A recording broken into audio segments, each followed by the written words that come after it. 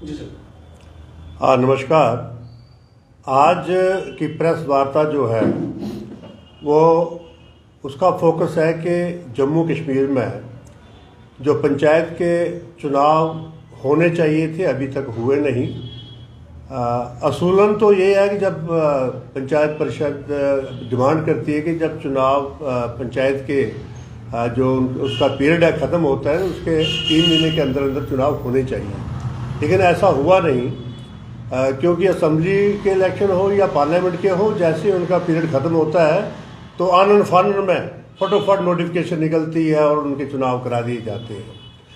पंचायतों को कोई भी सरकार है वो सीरियस नहीं लेती, क्योंकि वो समझते हैं, और ब्यूरोक्रेसी खासकर ब्यूरोक्रेसी समझती है कि अगर पंचायतों को पूर्ण अधिकार दे दिए गए तो हमें कौन पूछेगा, हमें सलाम कौन करेगा, हमें नमस्ते कौन करेगा। इसलिए वो पंचायतों को अपने अधीन दबा के रखना चाहती है, जबकि जो कानून बना है पंचायतों के ऊपर वो ये कहता है कि लोगों की सरकार लोगों द्वारा ही चलाई जाए और हर महकमा जो है वो पंचायतों के अधीन किया जाए ताकि वो अपना कार्य अच्छी तरह से कर सके। बाकी हम पंचायत परिषद के प्लेटफॉर्म से सरकार से डिमांड करते हैं कि जल्द से जल्द जो पंचायतों के चुनाव किए जाए और म्यूनसिपलिटी के चुनाव किए जाए। अमेंडमेंट 72-73 की बात हमारे साथ हमारे उपाध्यक्ष प्रोफेसर जूल किशोर जी बैठे हैं, वो बताएंगे।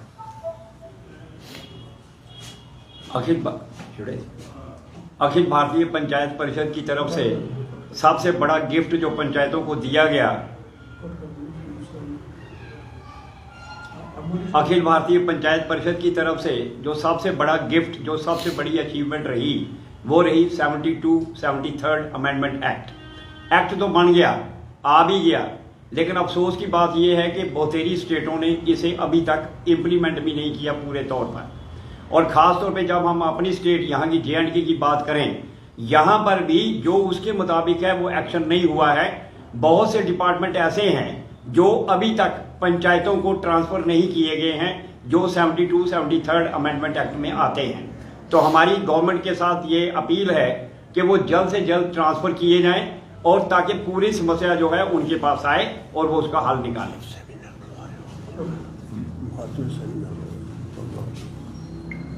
हाँ, सेमिनार के बारे में थैंक यू। जैसा कि डॉक्टर साहब ने बताया है, हमारे गुप्ता साहब जी ने बताया है, इसी विषय में जो इलेक्शन पंचायत के जल्द से जल्द होने चाहिए, उससे पहले, इलेक्शन से पहले डिलिमिनेशन होनी चाहिए। जम्मू कश्मीर में पंचायतों की जो है हदबंदी होनी चाहिए, उसके बाद चुनाव कराने चाहिए। उसके साथ जैसा कि किसी पंचायत में 4000 वोटर है, किसी में 2 है, किसी में 800 वोटर है, तो फंडिंग एक जैसी आती है। हर पंचायत को 23 लाख रुपया फंडिंग दी जाती है। जिस पंचायत में 800 वोट है उसको भी 23 लाख की फंडिंग होगी। जिस पंचायत में 4000 वोट है, 4500 वोट है, 6000 वोट है, उनकी भी फंडिंग 23 लाख। एक तो इसकी फंडिंग पे इनको एक्सरसाइज करनी चाहिए कि हर पंचायत में कम से कम भी 40 लाख की जो है ईयरली जो फंडिंग है पंचायत में आनी चाहिए। इसके साथ हम अब मार्च में एक सेमिनार करने जा रहे हैं जम्मू में।